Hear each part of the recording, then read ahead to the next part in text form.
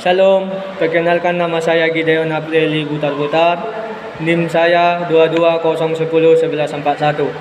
Mata kuliah saya Teologi Sistematika.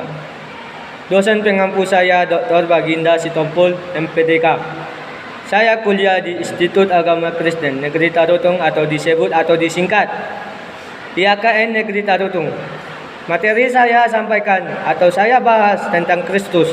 Yesus Kristus sama dengan Kristus. Yesus Kristus adalah pengenapan nubuatan Perjanjian Lama. Yesus adalah firman Allah, Anak Allah yang sejati, manusia yang sejati tanpa dosa, Juru Selamat, Tuhan, berkuasa penakluk kematian. Yesus untuk semua orang. Ada 6 bagian, yaitu Yesus Kristus adalah pengenapan nubuatan Perjanjian Lama. Yesus Kristus adalah firman Allah dan anak Allah. Yesus Kristus adalah Allah sejati dan manusia sejati tanpa dosa. Yesus Kristus adalah Juru Selamat dan Tuhan. Yesus Kristus memiliki semua kuasa dan penakluk kematian, dan Yesus Kristus adalah hakim untuk semua orang. Inilah yang saya baca tadi, yang 6 bagian tersebut, yang saya akan bacakan satu persatu 6 bagian tersebut itu. Yang pertama, bagian pertama, yaitu Yesus Kristus adalah pengenapan nubuatan Perjanjian Lama, yaitu nubuatan mengenai kelahiran Kristus merupakan nubuatan yang cukup jelas di dalam Perjanjian Lama. Nubuatan mengenai garis keturunan Juru Selamat yang diramaikan itu sendiri memberitahukan tentang kelahirannya. Tempat kelahirannya jelas dinyatakan dalam ayat Mika 5 ayat 1. Dan ayat itu begitu terang sehingga kebanyakan orang tahu bahwa Bethlehem akan menjadi tempat kelahiran Mesias. Ahli Taurat dan imam-imam segera dapat memberitahukan kepada Herodes tentang hal ini ketika orang-orang Majus datang menanyakan tempat kelahiran raja orang Yahudi.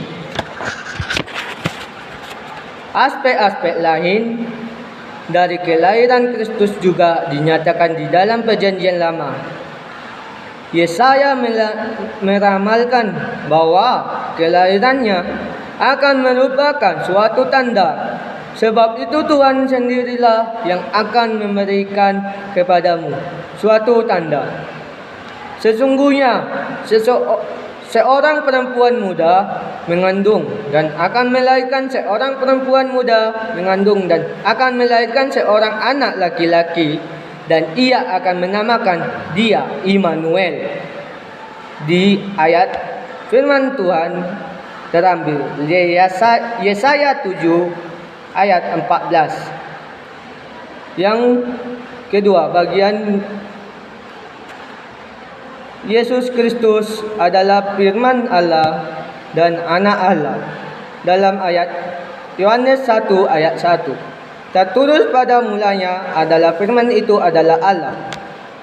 Yesus Kristus adalah firman Allah untuk manusia yang menunjukkan rencana keselamatan Allah kepada manusia. Yesus juga firman Allah untuk manusia yang telah selamat. Jadi, manusia yang sudah diselamatkan tersebut bisa mengetahui bagaimana seharusnya dia hidup. Orang-orang Kristen seharusnya membaca Alkitab dengan saksama. Mereka seharusnya mempelajari kehidupan Yesus. Yesus berkata, barang siapa yang telah melihat aku, ia telah melihat Bapa. Terambil dalam ayat firman Tuhan Yohanes 14 ayat 9. Banyak orang mempunyai pertanyaan ini dalam hati mereka, apa sifat alamiah Allah yang benar? Tidak mungkin untuk menggambarkan dengan tepat sifat alamiah dari seorang, apalagi bila orang itu adalah Allah. Akan jauh lebih baik jika kita bisa melihat orang tersebut itulah yang telah terjadi dalam diri Yesus. Allah membiarkan kita melihat dirinya dalam Yesus Kristus. Nabi-nabi dalam Perjanjian Lama telah mencoba beberapa cara yang berbeda untuk menerangkan sifat alamiah Allah yang benar pada manusia. Bagian yang ketiga, Yesus Kristus adalah Allah sejati dan manusia sejati tanpa dosa. Kita telah belajar tentang Yesus yang adalah Allah. Kini kita akan belajar juga bahwa Yesus adalah seorang manusia sejati. Kita akan melihat bagaimana Yesus menjadi manusia dalam segala hal seperti diri kita sendiri, kecuali bahwa Dia adalah Allah dan juga manusia. Marilah kita pikirkan tentang hal ini. Seorang manusia mungkin memegang mata uang dalam tangannya. Dia tahu bahwa itu adalah seru mata uang. Dia juga mengetahui bahwa mata uang itu mempunyai dua sisi, Allah dan sisi manusia. Sebagaimana kita pelajari tentang Yesus menjadi manusia, marilah kita juga mengingat bahwa Dia adalah Allah. Hal di atas telah memberitahu tentang kedudukan yang imam besar kita, yaitu Tuhan Yesus Kristus yang pernah menjadi manusia seperti kita. Hanya Dia tidak berbuat dosa. Mari kita ikoyoi bersama-sama teladan Yesus. Bagian keempat, Yesus Kristus adalah Juru Selamat dan Tuhan. Sebagai Juru Selamat, Yesus mengajarkan lebih dari sekedar menyelamatkan kita dari dosa. Dia menyelamatkan kita dengan satu tujuan, agar kita hidup menyenangkan Allah. Itulah yang Yesus lakukan bagi setiap orang. Bila Dia menyelamatkannya, Dia memberikan suatu kehidupan dan hati nurani yang baru. Pernyataan tersebut tertulis dalam ayat 2 Korintus 5 ayat 17. Jadi siapa yang ada di dalam Kristus, ia adalah ciptaan baru, yang lama sudah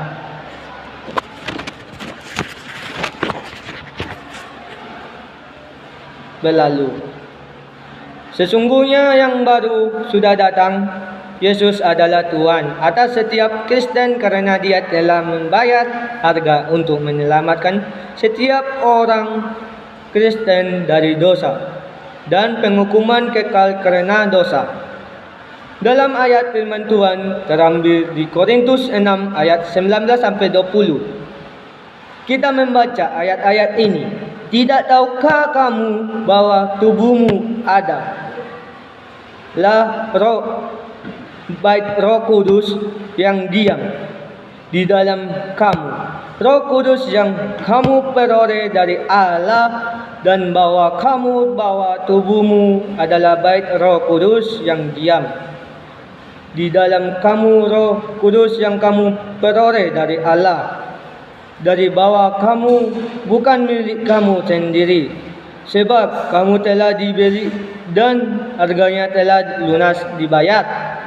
Karena itu, muliakanlah Allah dengan tubuhmu.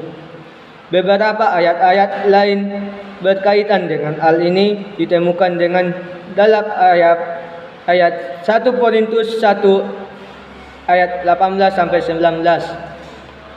Jadi, Anda dapat melihat bahwa Yesus berkuasa atas kehidupan setiap orang Kristen, karena Yesus telah membeli orang itu dengan kematiannya di atas kayu salib. Bagian kelima, Yesus Kristus memiliki semua kuasa dan penakluk kematian. Yesus telah mati di kayu salib, dan pada hari yang ketiga Dia bangkit dari kematian. Selama 40 hari setelah kebangkitannya itu, dia bertemu dengan murid-muridnya. Beberapa kali pada waktu yang berbeda, para murid mengetahui bahwa Yesus telah mati di atas kayu salib, dikuburkan dan sekarang hidup kembali. Mereka telah melihatnya dan berbicara secara langsung dengannya. Mereka menjamahnya dengan tangan mereka sendiri. Lalu pada hari ke-40, Yesus memanggil semua murid-murid untuk berkumpul seperti yang dikatakannya pada mereka. Dia mengucapkan kata-kata yang kita temukan dalam ayat hafalan pelajaran di atas. Kepadaku telah diberikan segala kuasa di surga dan di bumi. Yesus ingin para murid mengerti kuasanya dengan baik.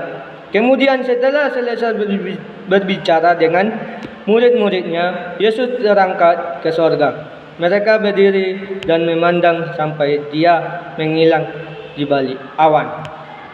Jadi, orang Kristen tidak menyembah seorang juru selamat yang mati dan dikuburkan. Mereka menyembah Anak Allah yang bangkit, hidup dan penuh kuasa. Dalam pelajaran kelima ini, kita akan bersama-sama mempelajari apa yang dikatakan oleh Alkitab mengenai Yesus memiliki semua kuasa, termasuk kuasa yang kelihatan maupun yang tidak kelihatan oleh manusia ketika Yesus hidup di dunia. Dia menunjukkan kuasanya dalam berbagai cara dan dalam waktu yang berbeda. Marilah sekarang kita melihat bagaimana ia menunjukkan kuasanya yang hebat itu. Bagian ke-6. Yesus Kristus adalah hakim untuk semua orang. Dalam ayat firman Tuhan terambil Yesaya 11 ayat 2. Menguraikan mengenai sifat atau karakter utama Kristus, Sang Mesias, yaitu seluruh hidupnya dikuasai oleh Roh Tuhan, memiliki hikmat dan pengertian. Roh Tuhan memiliki roh hikmat dan pengertian, roh nasihat dan keperkasaan, roh pengenalan dan takut akan Tuhan. Dengan karakter tersebut, Sang Mesias akan mampu menghakimi seluruh umat manusia dengan penuh keadilan. Dia menjadi pembela bagi orang-orang yang lemah dan tertindas. Pada sisi lain, yang Mesias akan bersikap tegas kepada orang-orang fasik. Sehingga dengan kuasa firman-Nya, Sang Mesias disebutkan ia akan menghajar bumi dengan perkataannya, seperti dengan tongkat dan dengan napas mulutnya. Ia akan membunuh orang fasik. Terambil ayat firman Tuhan Yesaya 11 ayat 4. Gambaran karakter Sang Mesias yang bernada keras tersebut perlu dipahami dalam peran utamanya sebagai hakim Allah. Nubuat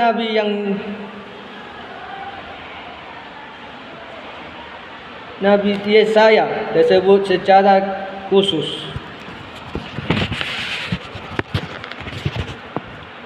menunjukkan kepada diri Tuhan Yesus Kristus. Selanjutnya, dalam Yesaya pasal 49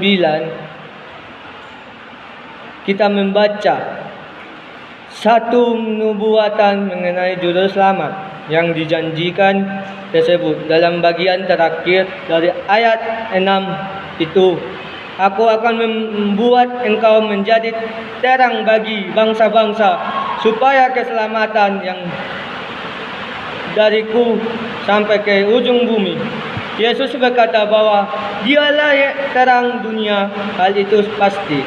Allah telah merencanakan bahwa Yesus haruslah menjadi suatu yang terang, yang menunjukkan jalan keselamatan kepada semua bangsa di dunia ini. Sekian yang saya jelaskan dari Kristus. Sekian dan terima kasih. Shalom.